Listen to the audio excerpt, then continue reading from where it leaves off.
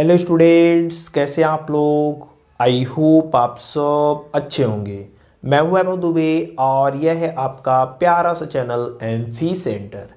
Students, आज की इस वीडियो में हम लोग क्लास 12 फिजिक्स के एक इम्पॉर्टेंट टॉपिक के बारे में बात करने वाले हैं। वह इम्पॉर्टेंट टॉपिक है म्यूचुअल इंडक्शन यानी अन्योन्य प्रेरण। इसके पहले वाली वीडियो में हमने सेल्फ इंडक्टेंस यानी स्वप्रेरण के बारे में पढ़ा था। स्वप्रेरण क्या होता है एक बार फिर से यहां पे हम लोग देख लेते हैं शॉर्ट में। अगर आप इन डिटेल जानना चाहते हैं स्वप्रेरण के बारे में, सेल्फ इंडक्टेंस के बारे में, तो हमारा प्रीवियस वाला लेक्चर आप देख सकते हैं। हमने सेल्फ इंडक्टेंस के बारे में वहां पे डिटेल बातें की हुई है। क्या होता है थोड़ा सा देख लेते हैं, तब जाकर के ये आसानी से आपको समझ में आ जाएगा। देखिए, सेल्फ इंडक्टेंस में हमने देखा था एक कुंडली थी। इस कुंडली में जब धारा I का मान कांस्टेंट था, ठीक है ना, I क्या था, कांस्टेंट था, बदल नहीं रहा था, इसमें प्रवाहित होने वाली धारा का मान कांस्टेंट था, तब सब कुछ ठीक था। जितना धारा प्रवाहित कर रहे थे उतना धारा इसको मिल रही थी, ठीक है। लेकिन जैसे ही हमने I को चेंज कर दिया, ठीक है ना, I को हमने क्या किया, चेंज किया, हमने देखा इस कुंडली में एक जादुई धारा ऑटोमेटिक उपलब्ध हुई। इसके अतिरिक्त जो धारा हम प्रवाहित कर रहे हैं, इसके अतिरिक्त इस कुंडली में एक और धारा उत्पन्न हो गई जिसको हमने कहा प्रेरित धारा, ठीक है ना। कब उत्पन्न हुई ये प्रेरित धारा, जब हमने इस I को चेंज किया। जब I कांस्टेंट था, I नहीं बदल रहा था, तो कोई भी धारा नहीं थी। लेकिन जैसे ही हमने इस धारा को चेंज किया, हमने देखा कि यहां पर एक ऑटोमेटिक जादुई धारा उत्पन्न हो गई, पता नहीं कहां से आया। उस धारा को नाम दिया गया प्रेरित धारा। तो इस घटना को, ये प्रेरित धारा I को चेंज करके प्रेरित धारा को प्राप्त करने की घटना को क्या कहा गया, स्वप्रेरण यानी सेल्फ इंडक्टेंस। देखिए, सेल्फ इंडक्टेंस में केवल एक कॉइल होता है, एक कुंडली होती है, लेकिन अन्योन्य प्रेरण में दो कुंडली होती है, ठीक है। चलिए अन्योन्य प्रेरण को अब हम लोग समझ लेते हैं, म्यूचुअल इंडक्शन को समझ लेते हैं। चीज एकदम आसान है, समझेंगे तो सब कुछ आपको समझ में आ जाएगा। सपोज करते हैं ये आपका कुंडली है पहला, ठीक है, इसको हमने नाम दे दिया C1। इसके जस्ट बगल में हमने दूसरी कुंडली को रख दिया, ठीक है, इसको हमने कह दिया C2। ये C1 कुंडली है, ये क्या है, C2 कुंडली है। देखिए हमने क्या किया, हमने देखा सबसे पहले हमारा जो एक्सपेरिमेंट है वो क्या कह रहा है। देखिए, हमने इसमें एक धारा को प्रवाहित किया और धारा कैसा था, कांस्टेंट था, यानी बदल नहीं रहा था। धारा I का मान क्या था, कांस्टेंट था। जब धारा इसमें जो धारा प्रवाहित हो रहा था वह कांस्टेंट था, तब हमने देखा कि जितनी धारा इसको प्रवाहित कर रहे हैं उतनी धारा इसमें जा रही है और इसमें शांत आराम से ये बैठा हुआ है। इसमें कोई भी धारा कहीं से भी नहीं आ रहा है, ये एकदम जैसा है वैसा ही है। कब, जब I का मान कांस्टेंट है, I बदल नहीं रहा है। फिर हमने क्या किया कि ये जो I इसमें है, ये जो I इसमें प्रवाहित हो रहा है, इस I को चेंज कर दिया। इस I को क्या किया, चेंज किया, यानी I के मान को घटा रहे हैं, बढ़ा रहे हैं, या फिर लगातार बढ़ाते ही चले जा रहे हैं, या फिर लगातार घटाते ही चले जा रहे हैं। I को क्या किया, चेंज किया। जैसे ही हमने इस कुंडली में I के मान को चेंज किया, हमने देखा कि इस कुंडली में एक जादुई धारा आ गई। पता नहीं कहां से इस कुंडली में ऑटोमेटिक एक धारा प्रवाहित होने लगी। इस धारा को, जो इसमें उत्पन्न हो रहा है, इसको नाम दे दिया गया प्रेरित धारा, इंड्यूस्ड करंट। क्या नाम दे दिया गया, प्रेरित धारा। और इस पूरी घटना को नाम दिया गया अन्योन्य प्रेरण यानी म्यूचुअल इंडक्शन।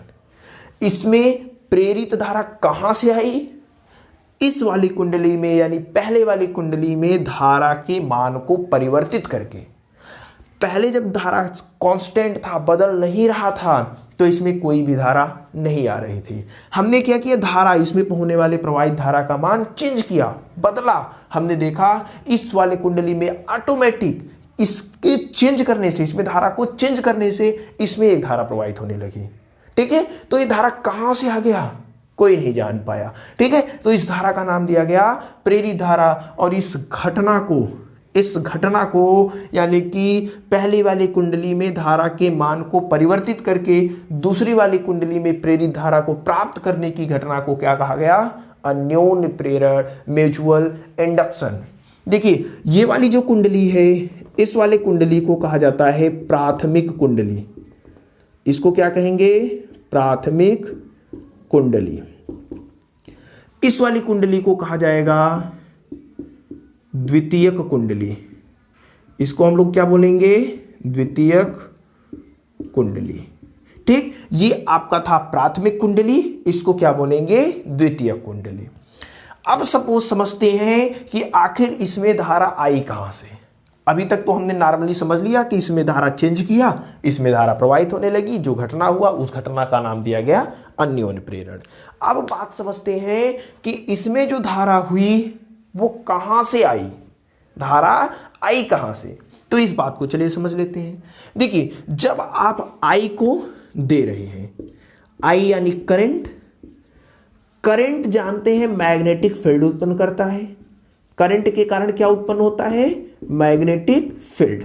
मैग्नेटिक फील्ड दो कारणों से उत्पन्न हो सकता है, एक धारा से उत्पन्न होता है और एक मैग्नेट से। चुंबक ला दीजिए, वहां मैग्नेटिक फील्ड बन जाएगा, या फिर धारा प्रवाहित कर दीजिए, वहां भी क्या होगा? मैग्नेटिक फील्ड बन जाएगा। ठीक है, तो धारा के कारण यहां क्या बना होगा? मैग्नेटिक फील्ड बना होगा। अब मैग्नेटिक फील्ड जब बना होगा तो मैग्नेटिक लाइंस भी होंगी। मैग्नेटिक लाइंस तो होंगी ही होंगी ना, कि नहीं होंगी? होंगी। अब देखिए जब धारा प्रवाहित हुआ होगा तो इसमें कुछ इस प्रकार से मैग्नेटिक लाइंस पास की होंगी। ठीक है ना, कुछ इस प्रकार से मैग्नेटिक लाइंस पास की होंगी। इस प्रकार से ये सब क्या है? आपके मैग्नेटिक लाइंस है। ठीक है ना, यहां से मैग्नेटिक लाइंस इसमें भी क्या होंगी? पास की होंगी। अरे धारा है, धारा के कारण मैग्नेटिक फील्ड, मैग्नेटिक फील्ड के कारण मैग्नेटिक लाइंस। ये इसके बगल में ही रखा है, जब ये वाला इसके बगल में ही रखा है तो इससे मैग्नेटिक लाइंस होकर के जा रही है, चुंबकीय बल रेखाएं होकर के जा रही हैं, तो इससे भी होकर के क्या होंगी? गुजरेंगी। अब हमने धारा को किया चेंज। जब धारा को चेंज किया यानी धारा के मान को हमने सपोज किए बढ़ाया, तो इन मैग्नेटिक लाइंस भी बढ़ेंगी। अरे आई को हमने क्या किया? इंक्रीज कर दिया। जैसे ही आई को इंक्रीज किया हमने देखा मैग्नेटिक लाइंस क्या हुई? इंक्रीज हुई। मैग्नेटिक लाइंस भी क्या हुई? इंक्रीज हुई। ठीक है ना, मैग्नेटिक लाइंस इंक्रीज यानी इसमें से होकर गुजरने वाले लाइंस की संख्या में बढ़ोतरी। अगर धारा को हमने क्या कर दिया? डिक्रीज कर दिया। धारा के मान को क्या कर दिया? डिक्रीज कर दिया, यानी मैग्नेटिक लाइंस, चुंबकीय बल रेखाओं की संख्या क्या होगी? घटेगी। यानी इससे होकर जाने वाली चुंबकीय बल रेखाओं की संख्या घटेगी। धारा के मान को बढ़ाएंगे तो इस कुंडली में से होकर जाने वाली चुंबकीय बल रेखाओं की संख्या बढ़ेगी। अगर धारा का मान इसमें घटाएंगे तो इसमें से होकर जाने वाली चुंबकीय बल रेखाओं की संख्या का मान भी घटेगा। यानी कि चुंबकीय फ्लक्स का मान घट रहा है या फिर बढ़ रहा है। अरे मैग्नेटिक लाइंस किसी पृष्ठ से जितनी होकर गुजरती है उसी की संख्या क्या होता है? मैग्नेटिक फ्लक्स होता है, चुंबकीय फ्लक्स होता है। तो चुंबकीय फ्लक्स, इस कुंडली से होकर गुजरने वाले चुंबकीय फ्लक्स का मान बदल रहा है। और फैराडे ने बताया था अगर चुंबकीय फ्लक्स का मान बदले तो वहां पर एक प्रेरित वैद्युत वाहक बल उत्पन्न हो जाता है। अगर कुंडली बंद है, लूप बंद है, तो वहां पे प्रेरित धारा भी उत्पन्न हो जाएगी। बात समझ रहे हैं? कहां से यहां पे प्रेरित धारा आई? हाँ, हमने धारा को चेंज किया जिसके कारण यहां से गुजरने वाले मैग्नेटिक फील्ड लाइंस भी चेंज हुई। मैग्नेटिक लाइंस चेंज हुई यानी कि चुंबकीय फ्लक्स भी चेंज हुआ, और चुंबकीय फ्लक्स चेंज हुआ यानी कि फैराडे के नियम से यहां पे प्रेरित वैद्युत वाहक बल या प्रेरित धारा उत्पन्न हो जाएगा। बात समझ रहे हैं? चलिए, इतनी बात समझ में आ गया होगा कि यहां पे प्रेरित धारा कैसे आया है। अब आगे की बात देखते हैं। देखिए यहां पे जितना ज्यादा चुंबकीय फ्लक्स होगा, जितना ज्यादा इससे चुंबकीय फ्लक्स गुजरेगा, धारा का मान उतना ही ज्यादा होगा। या फिर हम कहें धारा का मान बढ़ाते जाइए, मैग्नेटिक फील्ड लाइंस का मान बढ़ता चला जाएगा, या धारा का मान घटाते जाएंगे, मैग्नेटिक फील्ड लाइंस का मान घटता चला जाएगा। यानी मैग्नेटिक फील्ड लाइंस घट या बढ़ रहा है, यानी चुंबकीय फ्लक्स घट रहा है या बढ़ रहा है। मैग्नेटिक लाइंस घट या बढ़ रहा है मतलब क्या, चुंबकीय फ्लक्स घट रहा है या फिर बढ़ रहा है। या फिर हम कहें कि अगर इस कुंडली में कुल फेरे N1 है, इस वाली कुंडली में कुल फेरे N2 है, यानी ये जो फेरे लगाए गए हैं कुल कितने हैं इसमें, N1, इसमें N2। यदि इस कुंडली का चुंबकीय फ्लक्स क्या है, phi2 है, लेकिन प्रत्येक कुंडली का प्रत्येक फेरे का, यानी इस वाले फेरे का चुंबकीय फ्लक्स phi2, इसका भी चुंबकीय फ्लक्स phi2, इस वाले का भी चुंबकीय फ्लक्स कितना है, phi2 है। यानी जितने भी फेरे हैं प्रत्येक फेरे का चुंबकीय फ्लक्स कितना है, phi2। और इसमें कुल कितने फेरे हैं, N2। यानी इसमें कुल कितना चुंबकीय फ्लक्स होगा वो बता दीजिए। कहेंगे कि C2 कुंडली का, यानी दूसरी कुंडली का C2 कुंडली का संपूर्ण चुंबकीय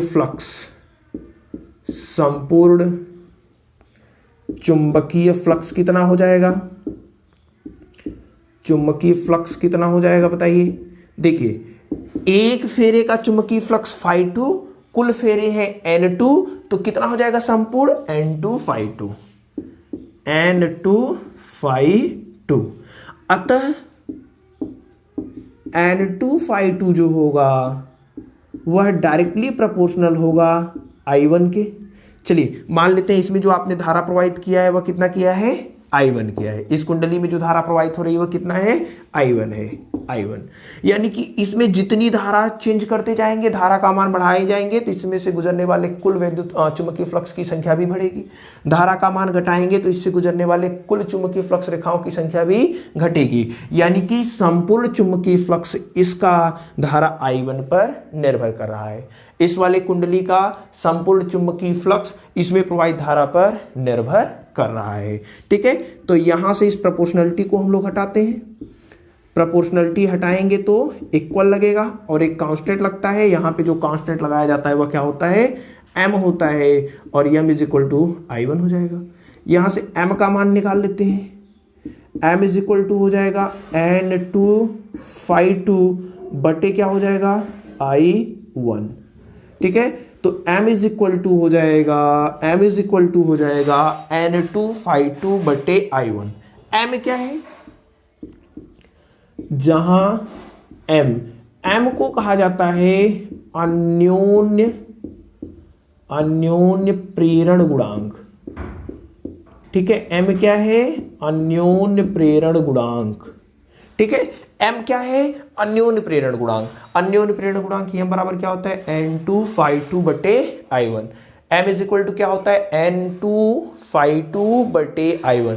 N2 phi2 क्या है, C2 कुंडली का संपूर्ण चुंबकीय फ्लक्स। I1 क्या है, इसमें पहले वाली प्राथमिक कुंडली में प्रवाहित धारा। अब चलिए इसकी डिफिनीशन हम लोग देते हैं। ये जो m हमें मिला है, इस m की डिफिनीशन हमें देनी है। तो डिफिनीशन देने के लिए देखिए हम क्या करें, ध्यान से समझिएगा थोड़ा सा। यदि I1 इज इक्वल टू 1 हो जाए, यानी प्रवाहित धारा, इस वाली कुंडली में प्रवाहित धारा का मान 1 हो, एकांक हो, यानी I1 के स्थान पर कितना ले लें, 1, तब m इज इक्वल टू कितना हो जाएगा, m इज इक्वल टू हो जाएगा N2 phi2। m is equal to कितना होगा, N2 phi2। यानी समझिए यदि I1 का मान 1 हो, यानी इस कुंडली में प्रवाहित होने वाली धारा का मान 1 हो, तब m यानी कि अन्योन्य प्रेरण गुणांक जो होगा वह N2 phi2 यानी C2 कुंडली के संपूर्ण चुंबकीय फ्लक्स के बराबर होगा। समझिए बात को। यदि इसमें एकांक धारा प्रवाहित हो तो जो अन्योन्य प्रेरण गुणांक होता है वह इस कुंडली के संपूर्ण चुंबकीय फ्लक्स के बराबर होता है। बात समझ गए। डिफिनीशन क्या देंगे अन्योन्य प्रेरण गुणांक का? पहला डिफिनीशन आप आसानी से दे सकते हैं कि दो कुंडली का अन्योन्य प्रेरण गुणांक, दो कुंडलियों का अन्योन्य प्रेरण गुणांक किसी एक कुंडली के संपूर्ण चुंबकीय फ्लक्स के बराबर होता है जबकि दूसरी कुंडली में एकांक धारा प्रवाहित हो। अन्योन्य प्रेरण गुणांक की डिफिनीशन क्या देंगे, फिर से सुनिए। अन्योन्य प्रेरण गुणांक की डिफिनीशन आप लोग कहेंगे कि दो कुंडलियों का अन्योन्य प्रेरण गुणांक, दो कुंडलियों का अन्योन्य प्रेरण गुणांक किसी एक कुंडली के संपूर्ण चुंबकीय फ्लक्स के बराबर होता है यदि दूसरी कुंडली में, यानी इसका संपूर्ण चुंबकीय फ्लक्स लेंगे तो इस वाली कुंडली में एकांक धारा प्रवाहित हो। डेफिनेशन आसान है, लिख लीजिए। आप लिखेंगे कि दो कुंडलियों का अन्योन्य प्रेरण गुणांक किसी एक कुंडली के संपूर्ण चुंबकीय फ्लक्स के बराबर होता है जबकि दूसरी कुंडली में एकांक धारा प्रवाहित हो। ये पहले डेफिनेशन है। चलिए आगे और समझते हैं, आगे और समझते हैं चीजों को। चलिए देख लेते हैं। देखिए फैराडे के नियम को लगाएंगे, फैराडे के नियम को लगाएंगे। फैराडे ने कहा था कि अगर चुंबकीय फ्लक्स में परिवर्तन होगा तो एक इलेक्ट्रिक मोटिव फोर्स उत्पन्न हो जाएगा, वैद्युत वाहक बल उत्पन्न हो जाएगा। इसमें क्या हो रहा है, इसमें क्या हो रहा है, चुंबकीय फ्लक्स में परिवर्तन। जब चुंबकीय फ्लक्स में परिवर्तन होगा तो क्या उत्पन्न हो जाएगा, फैराडे के नियम से क्या उत्पन्न हो जाएगा, फैराडे के नियम से क्या उत्पन्न हो जाएगा, इलेक्ट्रोमोटिव फोर्स यानी विद्युत वाहक बल। और विद्युत वाहक बल का जो मान होगा वह डी चुंबकीय फ्लक्स, यानी चुंबकीय फ्लक्स कुल कितना है N2 संपूर्ण चुंबकीय फ्लक्स बटे dt। ये फैराडे का नियम है, इन डिटेल हम लोगों ने पढ़ लिया है, कोई भी दिक्कत नहीं होगी। Is equal to minus D N2 बटे dt। अच्छा N2 के स्थान पर हम लोग क्या लिख सकते हैं, Mi1 लिख सकते हैं क्या, N2 के स्थान पर हम लोग क्या लिख सकते हैं, Mi1 लिख सकते हैं क्या, चलिए लिख लेते हैं। इज इक्वल टू क्या हो जाएगा, देखिए माइनस डी N2 के स्थान पर Mi1 बटे dt। अच्छा यहां से हमने देखा m कांस्टेंट है, अन्योन्य प्रेरण गुणांक क्या है, कांस्टेंट है, बाहर कर लिया। m इज इक्वल टू कितना हो जाएगा, देखिए सॉरी m नहीं, m इंटू कितना हो जाएगा, देखिए यहां से di1 बटे dt। या फिर यहां से m का मान निकालना हो तो e के बटे हो जाएगा माइनस, यहां पे माइनस है, माइनस का कोई चीज नहीं, संख्यात्मक रूप की बात करेंगे, di1 बटे dt। यहां से भी एक आप डिफिनीशन दे सकते हैं, ठीक है ना। यहां से भी डिफिनीशन कैसे देंगे, देखिए नोट में शायद से आपको दिख रहा होगा, एक बार देख लेते हैं दिख रहा है कि नहीं, ठीक है। चलिए थोड़ा स्पेस है, वहां पे आपको दिख जाएगा। m इज इक्वल टू ई के बटे माइनस di1 बटे dt। यदि di1 बटे dt का जो मान हो वह 1 हो जाए, यानी कि धारा परिवर्तन की जो दर हो वह 1 हो जाए तो m का मान then m is equal to हो जाएगा e। देखिए यहां पे मॉड लेकर बात कर रहे हैं, ये माइनस हमने हटा दिया, संख्यात्मक रूप से बात कर रहे हैं, संख्या की बात कर रहे हैं, ठीक है। तो यदि di1 बटे dt यानी कि धारा परिवर्तन की दर एकांक हो तब अन्योन्य प्रेरण गुणांक प्रेरित वैद्युत वाहक बल के बराबर होता है। तो यहां से डिफिनीशन आप क्या देंगे, यहां से आप कहेंगे कि दो कुंडलियों का अन्योन्य प्रेरण गुणांक किसी एक कुंडली में उत्पन्न प्रेरित वैद्युत वाहक बल के बराबर होता है जबकि दूसरी कुंडली में धारा परिवर्तन की दर एकांक हो।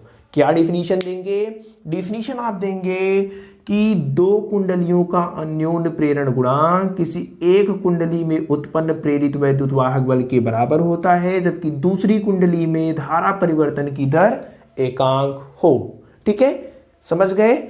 अन्योन्य प्रेरण गुणांक म्यूचुअल इंडक्शंस कोफिशिएंट को शायद से आपने क्या हुआ है, समझ लिया हुआ है। आसान था, एकदम बेसिक चीज थी, नॉर्मल चीज था, कोई भी दिक्कत शायद से अब आपको इस टॉपिक से रिलेटेड न हुआ हो। नोट कर लीजिए, वीडियो को पॉज करके आप लोग इसको नोट कर लीजिए, इंपॉर्टेंट है। आई होप ये सब चीजें आपको अच्छे से समझ में आ गया होगा। इतना नोट करिए।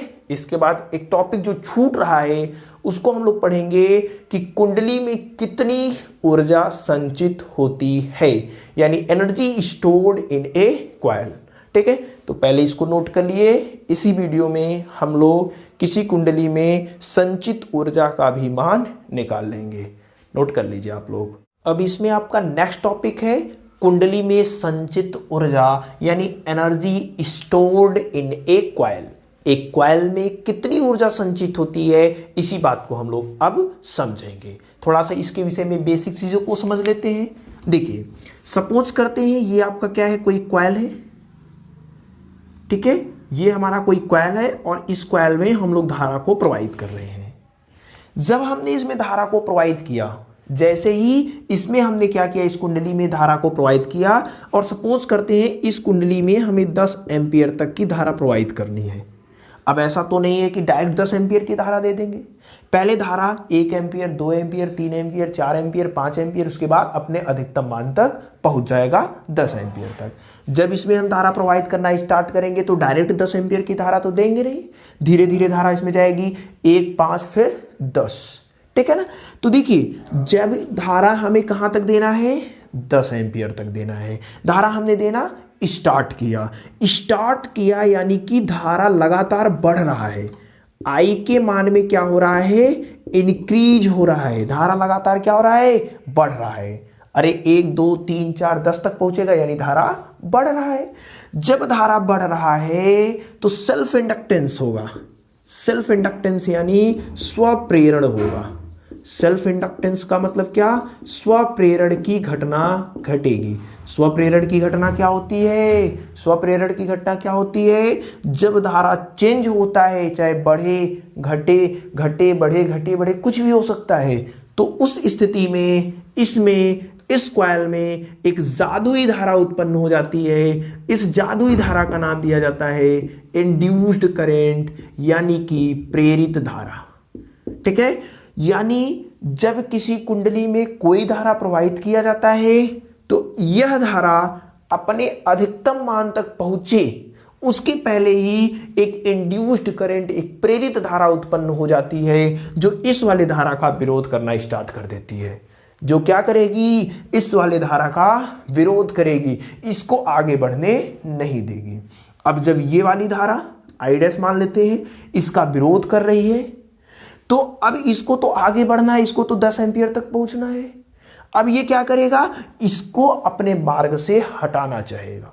अपने मार्ग से हटाने के लिए इस धारा के द्वारा इसके विरुद्ध कुछ कार्य करना पड़ेगा। इस धारा के द्वारा इसके विरुद्ध कुछ कार्य करना पड़ेगा और वही कार्य इस कुंडली में ऊर्जा के रूप में संचित रहता है। बात समझ पाए कि नहीं, एकदम आसान था।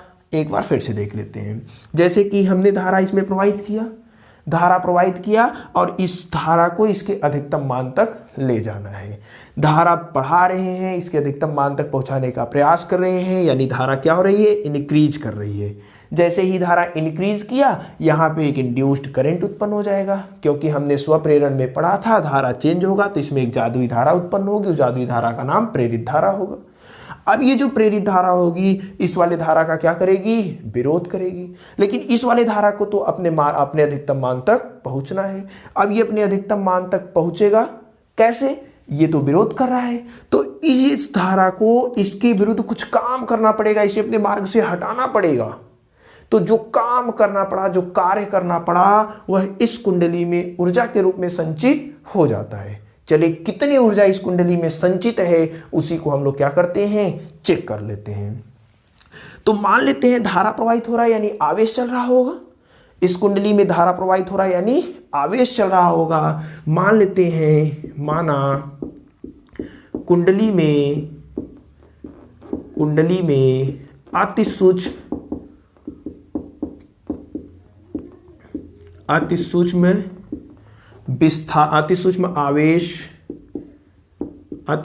आवेश dq के कारण किया गया कार्य, अति सूक्ष्म आवेश dq के कारण किया गया कार्य, ठीक है। एकदम आसान चीजें हैं, समझेंगे तो आसानी से समझ लेंगे। किया गया कार्य, अच्छा कार्य कैसे निकलेगा, आप लोगों ने पढ़ा है विभवांतर V बराबर होता है W/Q। तो यहां से अगर हमें W का मान निकालना हो तो क्या हो जाएगा, V × Q हो जाएगा। अति सूक्ष्म आवेश है, आवेश क्या है, अति सूक्ष्म है, तो कार्य भी क्या होगा, अति सूक्ष्म होगा। यानी dw इज इक्वल टू हो जाएगा भी मतलब विभवांतर। यहां पे विभवांतर जो होगा वो कैसा होगा, प्रेरित वैद्युत वाहक बल होगा। यहां पर जो विभवांतर होगा वह अरे इंड्यूस्ड करंट है, इंड्यूस्ड करंट ही उसको क्या कर रहा है, रोक रहा है। तो इंड्यूस्ड करंट क्यों उत्पन्न हुआ होगा, प्रेरित धारा क्यों उत्पन्न हुआ होगा, प्रेरित वैद्युत वाहक बल के कारण। यानी कि जो प्रेरित वैद्युत वाहक बल नहीं है, ईएमएफ इंड्यूस्ड ईएमएफ कोई बल नहीं, वो विभवांतर ही है, ये आप जानते रहिए। ठीक है, तो यहां पे हमें क्या रखना है, विभवांतर के स्थान पर प्रेरित वैद्युत वाहक बल। ई माइनस लगाते हैं, क्यों, क्योंकि विरोध करने वाला वैद्युत वाहक बल है। हमने माइनस लगाया, माइनस क्यों लगाया, क्योंकि यह वैद्युत वाहक बल जो यहां उत्पन्न हुआ है इसका विरोध करने वाला है, तो यहां पे माइनस लगा दिया। ठीक है, उसके बाद हमने क्या लिया, dq। ठीक है, dq, इस वाले फार्मूले को अप्लाई कर दिया। dw इज इक्वल टू क्या होता है, माइनस ई dq बटे, सॉरी dq हो गया। फैराडे के नियम हमने पढ़ा है, फैराडे का नियम हमने पढ़ा है। फैराडे के नियम से, फैराडे का नियम बताइए क्या कहता है, फैराडे का नियम कहता है इज इक्वल टू होता है माइनस एल डी आई बटे डी टी। यही होता है, is equal to minus L D I बटे डी टी। तो ई के स्थान पर हम लोग क्या करते हैं, इतना रख देते हैं। अतः D W is equal to क्या हो जाएगा, माइनस है, ई के स्थान पर रखते हैं माइनस यल डी आई बटे डी टी इंटू क्या है, डी क्यू है। ठीक है, चलिए इधर लिख लेते हैं, एकदम आसान है, समझ जाएंगे आप, कोई भी दिक्कत नहीं होगी। D W is equal to feel आ जाएगा आपको अंदर से, माइनस माइनस प्लस हो जाएगा, यानी एल डी आई बटे डी टी इंटू क्या है, डी क्यू है। ठीक है ना, एल डी आई बटे डी टी। अच्छा यहां पे देखिए क्या कर रहे हैं, D W is equal to क्या हो जाए, यहां से देखिए एल, अच्छा इसको हम ऐसे लिख रहे हैं डी आई और डी क्यू बटे डी टी लिख दे रहे हैं, कोई दिक्कत। इस डी आई को अलग लिख दिया, डी क्यू बटे डी टी लिख दिया। अब D W is equal to कितना हो जाएगा बताइए, L D I D Q बटे डी टी। आवेश परिवर्तन की दर क्या है, धारा है आई, यानी D W is equal to क्या हो जाएगा, D W is equal to हो जाएगा L I into D I. ये जो कार्य हुआ है वह अति सूक्ष्म आवेश dq के कारण हुआ है, लेकिन हमें तो पूरा धारा पहुंचाना है, पूरा आवेश वहां तक पहुंचाना है।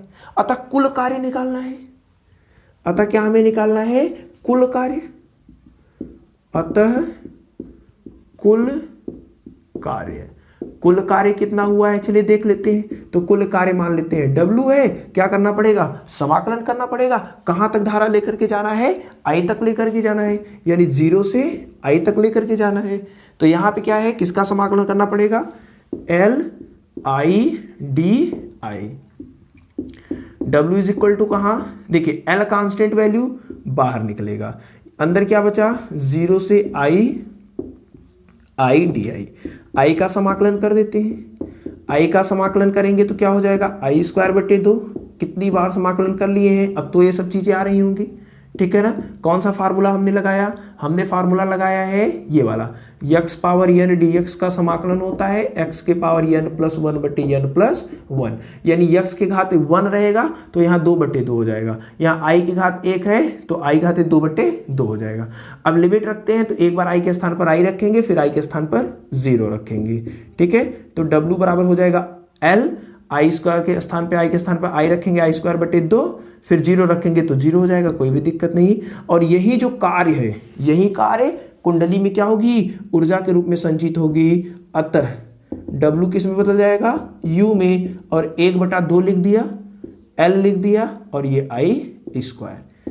ये क्या है, कुंडली में संचित ऊर्जा है। L क्या है, L क्या है, सेल्फ इंडक्टेंस है, सेल्फ इंडक्टेंस यानी कि अन्योन प्रेरण गुणांक या स्वप्रेरकत्व। चीजें दिख रहा है कि नहीं, एक बार हम चेक कर लेते हैं। हाँ, सब कुछ, कहीं भी कोई भी दिक्कत नहीं है। आई थिंक आपको आसानी से सब कुछ समझ में भी आया होगा, एकदम आसान। ये हमने क्या लगा, डिफिनीशन से लगा दिया। उसके बाद ये फैराडे के नियम से मान रखा, सॉल्व कर दिया। U is equal to half L I square. ये ध्यान दीजिएगा, ये क्या है, आई है। ठीक है, तो कुंडली में कितनी ऊर्जा संचित होती है, U is equal to half L I square. Easy था, आई थिंक आपको समझ में आ गया होगा। वीडियो को पॉज करके नोट कर लीजिए। तो इस वीडियो में हम लोगों ने दो इंपॉर्टेंट चीजों को पढ़ा, एक म्यूचुअल इंडक्शन यानी अन्योन्य प्रेरण क्या होता है, उसके बाद हम लोगों ने पढ़ा ये कुंडली में संचित ऊर्जा। आई थिंक दोनों टॉपिक्स आपको अच्छे से समझ में आ गए होंगे, कोई भी टॉपिक कोई भी डाउट आपको नहीं रहा होगा। अब इसके बाद नेक्स्ट वाली वीडियो में अन्योन्य प्रेरण पर एक बेस्ट इंस्ट्रूमेंट यानी कि ट्रांसफार्मर को हम लोग पढ़ने वाले हैं। ट्रांसफार्मर जो होता है वह अन्योन्य प्रेरण की घटना पर ही आधारित उपकरण है। तो उस उपकरण को हम लोग इसी वाले वीडियोज इसी वाले चैप्टर में इसी के जस्ट बाद वाले वीडियो में पढ़ेंगे। तो नेक्स्ट वीडियो बहुत ही इंपॉर्टेंट होने वाली है, जिसमें हम लोग ट्रांसफार्मर के बारे में पढ़ेंगे कि ये कैसे वर्क करता है। तो आप हमारे साथ बने रहिए। वीडियो अगर अच्छी हो तो लाइक और शेयर कर दीजिएगा। मिलेंगे आपसे अगले वीडियो में, तब तक बेस्ट ऑफ लक।